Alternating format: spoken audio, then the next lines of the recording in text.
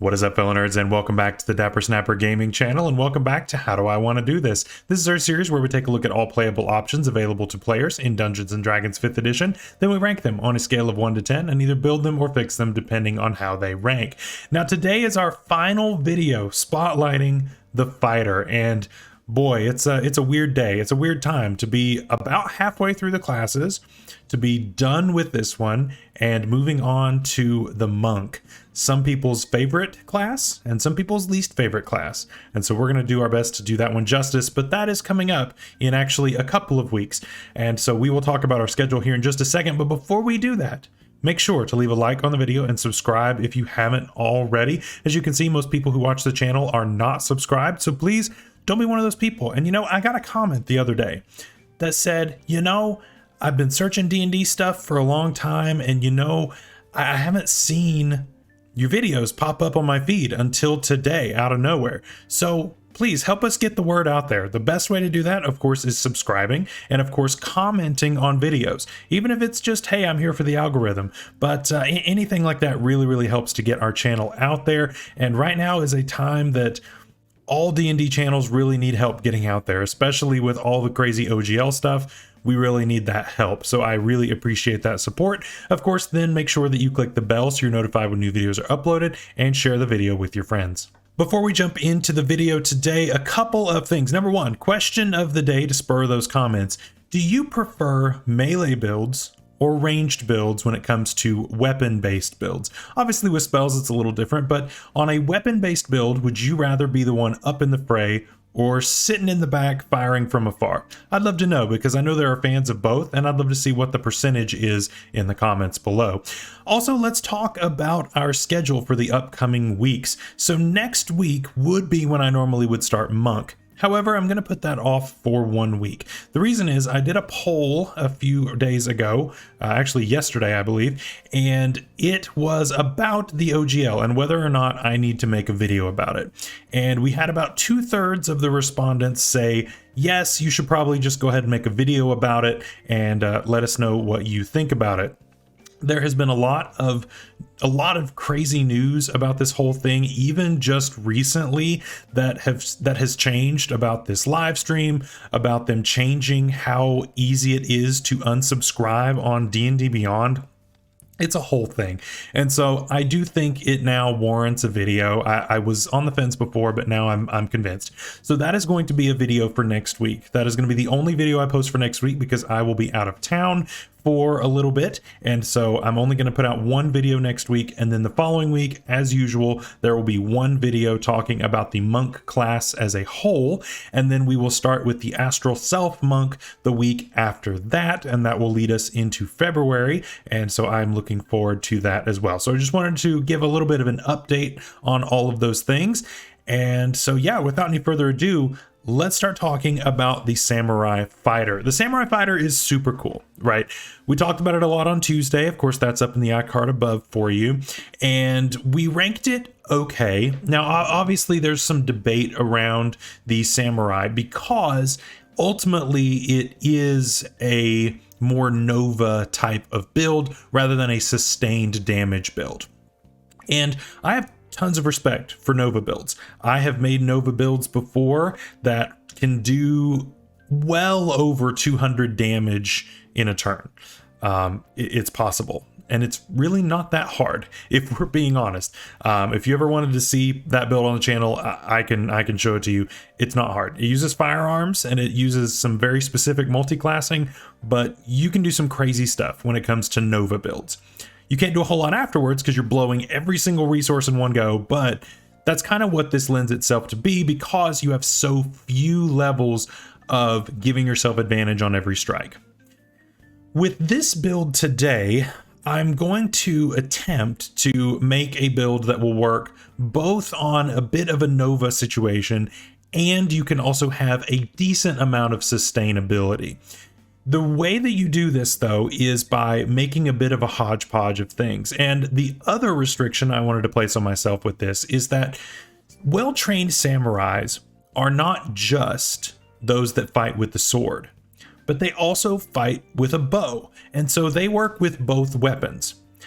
Today, I want to make a build that will work for both. And so if you want to do one or the other and just follow one path of this build, that's fine. If you want to have both and use them interchangeably, you actually can do that on this build. Is it optimized? Absolutely not. It is always going to be better to specialize in one thing or the other. This does allow for that, but I wanted to make sure that we have some flexibility in this build because it's fun and it's our last fighter build. I wanted to do something really fun and different for this build, and so that is kind of where we landed.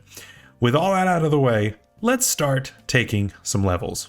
Starting off, as always, we have our race, and there are several options that I cycled through when I was looking into this build. There are a lot that I like, right? We will talk about a lot of them at the very end. I had a lot of possibilities, and I actually completely finished this script. And I was about to start recording a few minutes ago, and I was like, you know what? I don't like what I've got. I'm changing this whole thing, and I just rewrote this script a few minutes ago. And so I will talk about the build that almost was at the very end, but it depended on a few other things. For our race for today, though, I want to go with the Eladrin. The Eladrin are a very unique race of elves, and they base their appearances and kind of their personalities on the different seasons, which I think is just so cool. I think they're so flavorful. They've got a bit of a fae type of past to them and flavor to them, which is always cool. And so I love this. We had an Eladrin when we were running Curse of Strahd. I just finished Curse of Strahd up, and of course now we're heading to the Feywild as we go to well beyond the Witchlight here at the beginning of February. But yeah, I love this thing, and it's super cool, and it fits perfectly for this build. So what do we get? We get Dark Vision, first of all, which is one of those that a ton of races get it, but you know what? You're going to be hurting if you don't have it. It's really nice to have it. Is it OP? No, but it's really nice to have. We also get Fey Ancestry, which is always a good thing, giving us some resistances that we really would like to have. Fey Step is really cool because it adapts to which type of Eladrin you are. Personally, for this build, I really like the Spring Eladrin in being able to help your friends. Of course, you could be a little more selfish with this if you wanted to. Of course, being able to deal a little bit of damage or manipulate a few other things. But to me, I don't feel like the others are nearly as good as the ability to get your friends out of danger. So you can run up and let's say your sorcerer, your wizard is in danger. You can get them out of there for free, at least to them. And then you can actually say, you know what, you're going to deal with me. And I like that ability to be able to save your friends. And I feel like that's the honorable thing as a samurai fighter. So that's what we're going to go with most of the time. Of course, you can move that around as you want to. We also get Keen Senses, which is great, and Trance. So we have a little bit of an easier time getting in our long rests. For our stats this week, of course, we're going to be using our modified standard array as always. And of course, if you're using any kind of point buy, rolled stats, regular standard array, anything like that, your stats will look different than mine. Just focus on the top three. And then, of course, the bottom three, do whatever you want. Now, this week, we're looking a little weird on our stats, and it's not going to be optimal, but it's okay. Don't worry about it. For this week, we are going with a 17 in our Charisma, a 15 in our Wisdom, a 13 Dexterity, 12 Constitution, 10 Strength, 8 Intelligence. Yeah, we're a little weird, but it makes sense thematically, right? As a samurai fighter, of course, we are to be charismatic, and we should know a lot about the world. We should have that practical knowledge of the world, the street smarts, if you will. Maybe not so much the book smarts. In fact, we're really bad at the book smarts, but we're good at being charismatic, and you know what? We're gonna figure out how the world works, just not through books, and that's okay. So our stats do look very, very strange this week, and that's okay. For our boosts, of course, Eladrin gives us a +1 in 3 stats or a +2 and +1. I'm going to go with the +2, +1 this time, just because I need an odd number in my Charisma, and then I will fix it later. So we're going to put our +2 in our Charisma, moving that up to a 19, which feels good. And then I'm going to put my +1 into my Dexterity, putting us at a 14, which feels really good as well. Of course, this is going to give us the best boost that we can have when it comes to medium armor, and so that's good. We will clean up that wisdom score, of course, later on. For our equipment, if you are going to do both, your melee and your ranged, you're going to want a longbow and some arrows, but we're going to hang on to those for now. We cannot do our ranged option for a few levels, just how this works out. And we're going to take a long sword for now, and eventually that's going to get swapped out too. And for now, just take the best medium armor that you can find. Our dex bonus isn't great, but this is about as good as it's going to get, and so our AC is not going to be particularly good on this. We're going to have plenty of weaknesses, but we're going to be versatile in other ways that are really meaningful, and I think that's going to be worth it. So that's what we're going to go with for our equipment. Let's go ahead and start taking some levels. Starting off at level 1, we are going to be a fighter. I know I talk like I'm going to take something other than fighter. You got to start with fighter, right? This gives you proficiency in literally everything, and we just get so much out of this that we really, really want. Constitution saving throw proficiency, just so many good things for taking our first level in fighter. I really can't justify going anywhere else. So with this first level, we get a fighting style, and even though we are going to be purely melee at this point and not very good at it, not very good at it at all, we're going to be like the worst first level fighter ever. We're going to take the archery fighting style to prepare for when we do go with a ranged option. Here's the thing. Great Weapon Master overall is not that great. It's just not. And mathematically speaking, re-rolling those 1s and 2s is not going to make a huge difference in the long run in your math. You could just roll another 1 or another 2 and get absolutely nothing out of it. The average increase is only about 1. So what's the point of me taking an entire fighting style when I could take archery instead? Archery, of course, is one of the best fighting styles out there, and it sets me up for later when I'm using a ranged weapon. So I'm going to go with that. We also get Second Wind here, which is a nice little bonus action heal, which is really nice.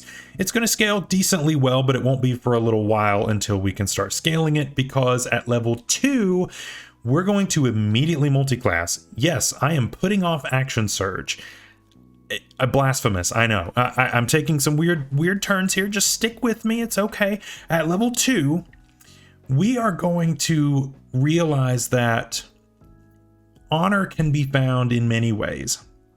And sometimes you've got to strike a deal to be the most powerful being that's out there. We're going to start taking some Warlock levels now. I originally did not take Warlock on this build, but you know what? The more I thought about it, it just made too much sense to me to not go with Warlock. I haven't done a Warlock dip in a super long time. I haven't done it at all for any of my fighter builds, so I deserve this. I haven't done this in forever. But of course, we're going with the Hexblade. The Hexblade, of course, allows us to use our charisma modifier for our weapon attacks with certain weapons. Now, we do have to use a weapon that lacks the two-handed property currently, because we do not have any extra features. So for right now, we are limited to the longsword. The longsword has the versatile property, but not the two-handed property. So we're good for now. Later on, we will be able to get around this kind of restriction and use better and better weapons, but we've got to invest a little more into it. But with this, we get a few things. Number 1, Hexblade's Curse. Hexblade's Curse is really cool. We get to basically curse somebody, go figure. And that creature is now under some really rough effects. So you're going to be critting them easier, you're going to be dealing extra damage, and if they die, you get health back. Those are all good things. So I don't see the downside of taking this, right? And of course, we're only focusing on charisma now, so we don't need our dexterity or our strength. The only reason we have dex have any kind of a boost here is because of AC and initiative. That's the only thing I need dex for. Well, it's the only thing I want it for. I would love for it to be much higher, but I don't have the chance to fix that on this build, unfortunately. But this is super cool. Now, of course, we only get this once per short rest, but it's just so good though. And I absolutely love this feature. We also get Hex Warrior, and this is what allows us to use our charisma modifier with our weapons instead of using our strength or dex. Now, again, it says you cannot have the two-handed property on there. We have the versatile property on a longsword, so we're fine there. Even if we do use it with two hands, you're totally fine there. We will eventually be able to use two-handed weapons, and we will swap weapons at that point. But for now, we're going to stick with our longsword, and we will get there eventually. We also now get packed magic, so we get some spells here. Now, keep in mind that this type of spell casting is different from the quote-unquote spell casting feature that is found on every other spellcasting class in the game. You have a limited number of spell slots, and they are locked into a certain level, so you've got to be careful with these. And if you gain other spell slots from other means, wink wink nudge nudge, we will, then they do not mix. You can cast spells from the other spell lists with those spell slots, but as far as keeping track of them, they are completely separate. They do not combine, they do not add up together like what you would normally do in multi-classing. They are their own separate progression. That's one thing that I see get confused a lot, but it's okay. For our cantrips, I would take Eldritch Blast, of course. You can't be a warlock and not have Eldritch Blast. It's just not possible. And then for cantrips, if you want to use melee a decent amount going forward, I would take Booming Blade here. If you plan on only going with a ranged option, pick your favorite, whatever you want to do. If you're going with the hybrid option, I'd probably still go with Booming Blade, just for that versatility of locking people down or punishing them if they try to run away, just because it does scale with your overall level, not just your level in Warlock or your level in Fighter. So that's good. So we're gonna pick that up here. I'm gonna assume that we took it, but if you want to take something else, totally fine. You can, of course, take something that has a saving throw requirement because your charisma is going to be very good. And we also get access to first level spells. Of course, we only have one spell slot to spend them on right now, which sucks, but it's just part of the game that you play with Warlock. I'm going to suggest taking Hex here. Hex is going to be a really, really nice bring for us to be able to deal a little bit of extra damage. Now, of course, this is a bonus action, and so we will not be able to activate this and our Fighting Spirit that we will get a little bit later on the same turn. That's okay. Again, what I was saying with this build is I want to make sure that we can be as sustainable as possible as well, and not only being able to Nova, we can do both. And that's what I really like about the way that we are kind of formulating this. As for your other spell that you can take here, Armor of Agathis is fine. I would probably replace this later, to be honest with you, just because a first level Armor of Agathis isn't all that impactful, just because of how few HP it gives you and how few HP it deals in damage. So it's most likely only going to survive one hit. And so, you're not really getting a whole lot of a return because of how few spell slots you have access to. So I would probably take it for now and then drop it later once you have a choice. At Warlock 2, yes, we are keeping going with Warlock right now. We are going to get our Warlock invocations. Now here's the thing, I have to keep going in Warlock, or else I can't use my longbow, because longbows are not eligible currently to be used with our charisma modifier. We would have to use our dexterity, and our dexterity sucks. So I'm trying to get everything into one modifier. And this is the easiest, quote unquote, way to do this. And so we're going to keep on going. We get 2 invocations here. The first one I'm going to recommend is Agonizing Blast. This allows you to add your charisma modifier to the damage of your Eldritch Blasts. And there's nothing wrong with that. That's really, really nice, being able to help out one of the best cantrips in the game to be able to deal a little bit more damage consistently. Why would you not? The other one you pick at this stage literally doesn't matter because we're going to replace it at Warlock 3. So pick whatever you want. It's not going to last. And as soon as we get to Warlock 3, which is right now, we're going to get rid of it. And we are going to swap it out for Improved Packed Weapon. Improved Packed Weapon is, of course, going to allow us to take off a lot of these restrictions that we had on us before. So now we can use a two-handed weapon. And it specifically says that we can use a longbow. So we now have access to both. Now, here's the problem. You have to choose one or the other on the day. And really, this is about as good as it can get. I will talk about my alternative that I was going for in the honorable mentions. Very different from this one. But let's just say I was going for a similar strategy, and no matter what, it kind of gets messy and you end up giving up certain things by trying to make your stats work out in doing both. And so ultimately you're going to miss out on some things, but that's okay. I want to make sure that we can do both. And so on any given day, if you're feeling like, today's a melee kind of day, you can do that. If today is a ranged kind of day, you can do that. And so these can not only be used for your spellcasting focus, which is really good, but you also get a +1 bonus to each of these, and they're counted as magical. So that really, really helps out. That makes me feel really, really good, especially how early this is. It makes me feel really, really good about this choice, and it allows me to really be quite versatile in what it is that I do, and I absolutely love that. At this point, I would start looking for a heavy weapon for your melee weapon. You can dump the longsword and get something a little bit better, whether that's a polearm, a great axe, whatever you're feeling. I would pick up something like that instead, and that will set us up for a little bit later. On top of all of that, we also get a Pact boon, and with that, of course, we have to take Pact of the Blade, and this is what allows us to get around a lot of these restrictions. It also allows you to basically send your weapon to a little pocket dimension and then summon it whenever you want, which is also super flavorful. I love that. It's just a lot of fun playing a Hexblade, and working it with the Samurai Fighter I think is just so flavorful, and I would love to see some art on this because it's just so cool. But these work out together. Improved Pact weapon has to be taken with Pact of the Blade, and so that's why we had to wait until this level in order to choose it. We also get second level Warlock spells here. There's some really great options. Again, I would probably drop Armor of Agathis at this point and pick up one of these, Hold Person, Misty Step, Mirror Image. All of these are going to be really good options for you, and it's really your personal preference. Hold Person is the offensive option, and so if that ends up sticking, then you can go nuts, especially with Action Surge that we're going to get a little bit later. You've got Misty Step, which is a nice little bonus action, get out of jail free card, which is good. And you've got Mirror Image, which is a nice little defensive spell. So all of these are really good, and they all serve very different purposes, but all very useful purposes. And so it's really your preference. Whatever you want to do works for me.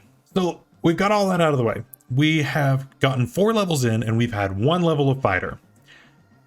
Let's go back to Fighter, and we're going to be here for a hot minute because I'm focusing on Fighter, but I needed to set all of this up first, and it's tough, man. I had to go with all of this stuff really early in order to get our stats set up for the late game, because otherwise this whole thing is just a mess, and so that's why we started there.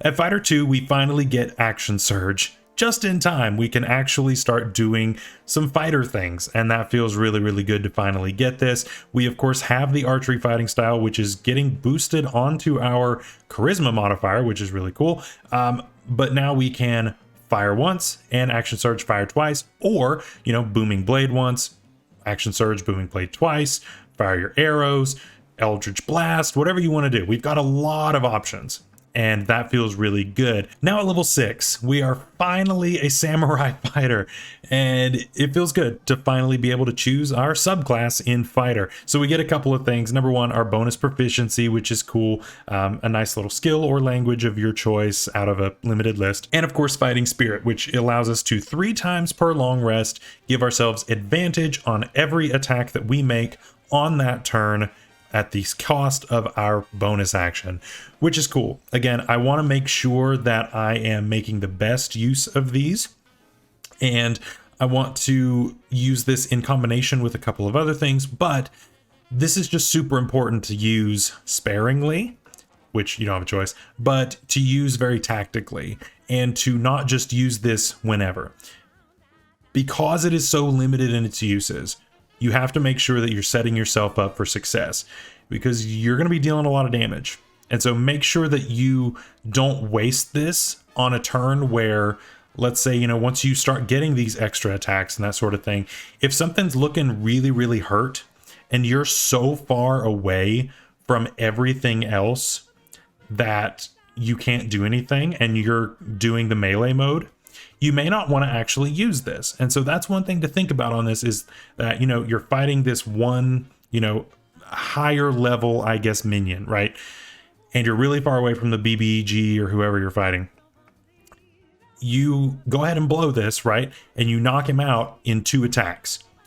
You've got more attacks that you could use if you wanted to, because otherwise you feel like you've wasted this without using your action surge. Now, obviously 2 times per day, you're not gonna have your action surge with this for right now, but I don't know. I just want to make sure that every time that I use this, I get the most out of it.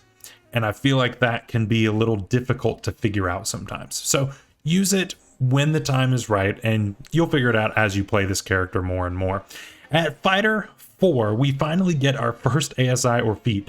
Level 7, we get our first ASI. My goodness. We're taking Elven Accuracy. I mean, let's be real. We're in a Ladrin. We have advantage on all these strikes. We need to round up that Charisma score.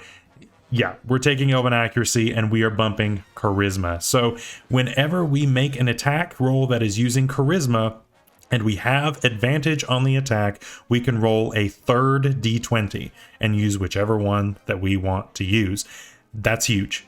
And that takes your chances for a crit through the roof. And your chances to hit are nearly guaranteed, unless, you know, unless your dice absolutely hate you, which mine do. But, you know, if you've got some pretty decent dice, you're going to be critting a decent amount. And so this is a no-brainer to be able to help you to be able to hit that much harder. At Fighter 5, we get extra attack, which is never a bad thing. We can now attack twice on our turn, and of course twice again when we action surge. Of course, this is limited to weapon attacks. You can't, you know, Eldritch Blast twice and then action surge and Eldritch Blast twice. Casting a spell and making an attack are 2 different things, but still this helps to keep up our weapon damage with our spells. Of course, your Eldritch Blast has moved up now to 2d10 damage at 1 beam per d10, and you're adding Charisma modifier to each one, so you're dealing a decent amount of damage with that too. So you've got plenty of options, right? And I think that that's really, really helpful. At Fighter 6, we have a bit of a split, and really this is personal preference. If you feel that you are using the ranged option more or exclusively, I would take Sharpshooter here. If you feel that you are taking the melee option more or exclusively, I would take Great Weapon Master here. So Sharpshooter, of course, is going to give you that -5 to hit and +10 to damage. And of course, we've got a perfect 20 here, unless your stats look different. We've got really good stats here, essentially, in Charisma. And so that's being boosted. Of course, we can give ourselves advantage on these strikes and take that -5 on every hit. We've got the archery fighting style helping to mitigate this. We're looking pretty good. And that's going to feel really good. Of course, we're ignoring cover unless it's full cover. So that's good too. All of those good things. On the melee side, we've got Great Weapon Master, which basically has the same thing of the -5 to hit and +10 to damage. Of course, again, you've got the action surge to deal a bunch of damage. You, of course, can give yourself advantage on everything. And that, of course, stacks with your Elven Accuracy, all the fun things. So either way you want to go, you're getting a lot of great benefits for that style. And I'll just be honest with you, we're going to take the other one here in a few levels just so that you can take both, because that's the whole point of this build. At Fighter 7, we get Elegant Courtier, and this is going to not only allow us to be a little bit better at Persuasion, which we have a decent Wisdom and Charisma, so we're going to have a really good Persuasion bonus, but we also now have proficiency in Wisdom saving throws, which is huge. Wisdom saving throws come up a decent amount, actually quite a bit. A lot of spells target those, and so it's really nice to grab that proficiency. That's really, really helpful for us to not be, you know, mind controlled or other many harmful effects that fall under that category. Now, at Fighter 8, of course, you can just take the opposite of Great Weapon Master or Sharpshooter, whichever one you didn't take prior. But you also could take something different, and this is the time where, if you're only focusing on one or the other, I would take a Wisdom boosting half feat, of which there are plenty. There's plenty that you can take here. The telekinetic feat is the first one that really comes to my mind and really sticks out here. If you're wanting to boost your wisdom by 1 and have a nice little thing that you can do. Again, this is a nice little get out of jail free card for your friends. And this gets you in and out of some really good situations. And I really like that. Of course, taking any kind of resilient doesn't really help us here because we've got an even constitution. We already have proficiency in wisdom saving throws because of our elegant courtier. So that doesn't help either. So you might as well take something practical, right? And of course, there are a few options. I really like telekinetic personally, but of course there are some other options if you don't want to go with Great Weapon Master / Sharpshooter, whichever one you didn't take before. At Fighter 9, we get Indomitable, the first round of it anyway, and so we now get to reroll a saving throw, and that's good. At Fighter 10, we get Tireless Spirit, and so of course if we don't have a use of our fighting spirit when we roll initiative, we of course get one of those back. So that's nice. That means we can burst a little more often. So that's pretty cool. And then at Fighter 11, we get our next round of extra attack. This is what I was really building up to, and I don't think it's right to take any other detours up until this point. Yes, I had to take the 3 levels of Warlock at the beginning, but I don't really have a choice there if I'm going to try to lock all this stuff down. And so that's really what helps out. So that's where we're at now. We have 6 attacks in a turn. Should we attack, action surge, 3 more attacks.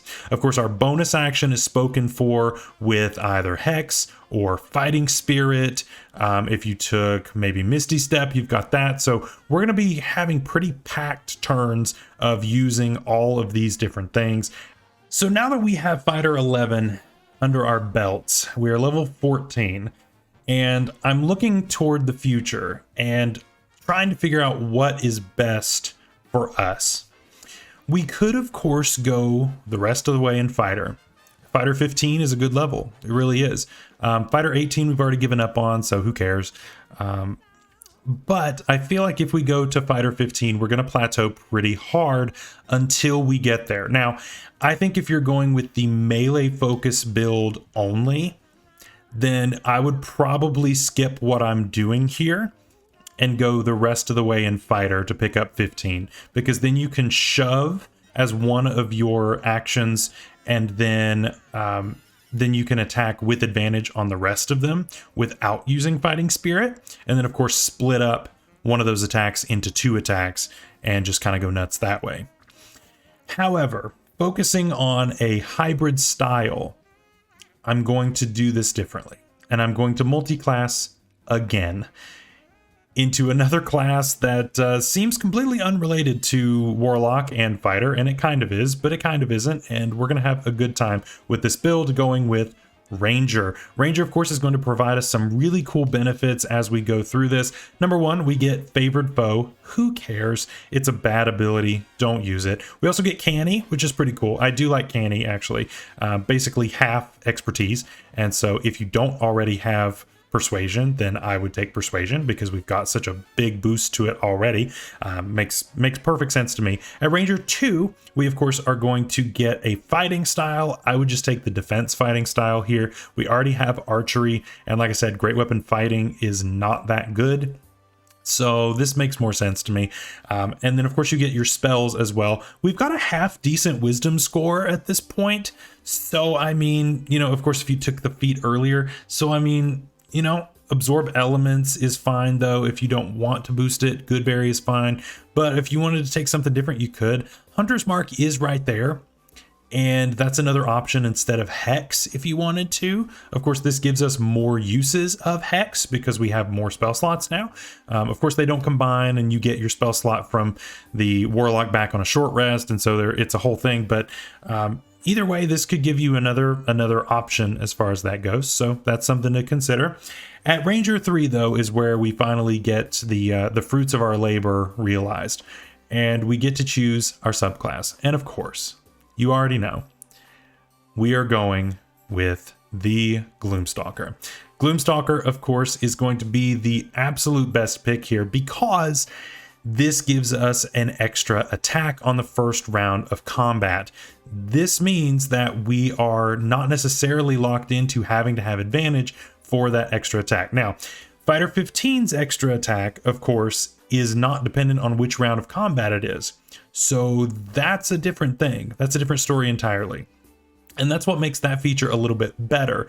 However, this one gives you extra damage on said attack, plus you get a bonus to your initiative, and you get a bunch of extra things on top of that with this. And I just love the flavor of this ranger, and so that's why we're going with this now.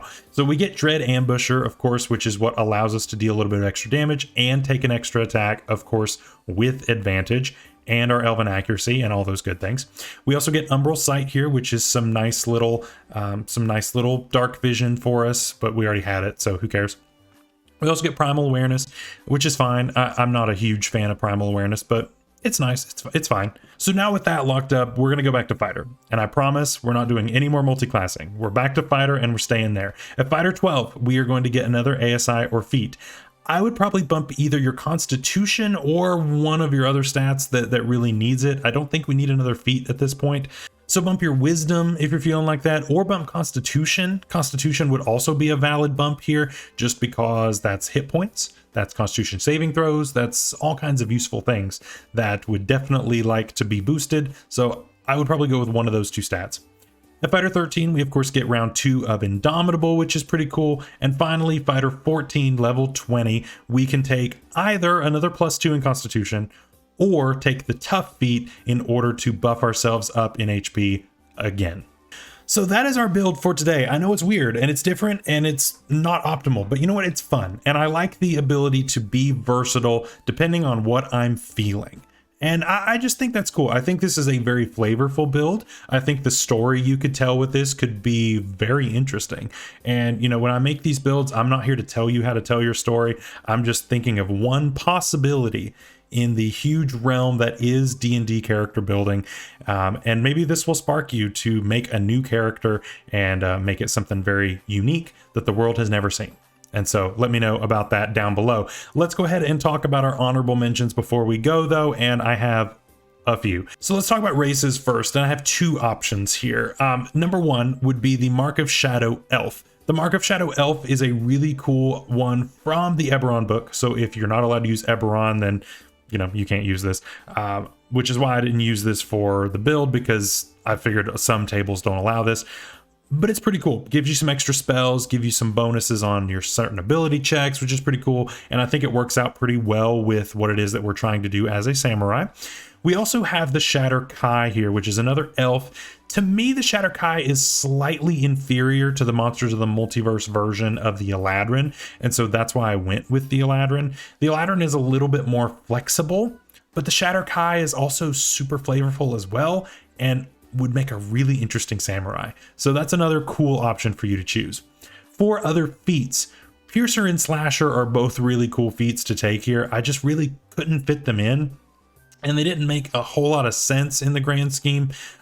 So ultimately they ended up not making the cut. But if you wanted to take your initial racial bonus in your wisdom, and then you have an odd number dex, you could take one of these for that, and that would be fine. So that's an option for you if you wanted to go with that. The Poisoner feat is another interesting one, a very underused because it's bad type of feat, but it's interesting, making little vials of poison and dealing a little bit of extra damage on your arrows. But the problem is that applying it is clunky and it doesn't deal a whole lot of damage, and the saving throw for the poison condition is super low, and it's going to get passed most of the time. So it's a very underwhelming feat, unfortunately. Finally, the Mobile feat. The Mobile feat, of course, allows you to move a little bit faster, to be able to disengage a little easier, just to be able to give you a little bit more versatility on the battlefield, which definitely would be a game changer on a build like this. Finally, other classes. Number one is Paladin. If you wanted to go with a full martial build of being up in people's faces, Paladin is pretty cool. I would probably do like a 14 and 6 or a 13 and 7 split, with of course most of it going in fighter, and you can get some pretty decent spells, but more importantly, smites. And smites, of course, are going to allow you to burst that much harder, especially if you crit. And of course, you're going to be critting a decent amount. And of course, your smites would get boosted, and it's just a lot of damage. So that's something I would definitely think about. And in that same vein, the rogue, of course, the rogue would allow you to sneak attack and then, of course, burst even harder on any kind of crits and that sort of thing.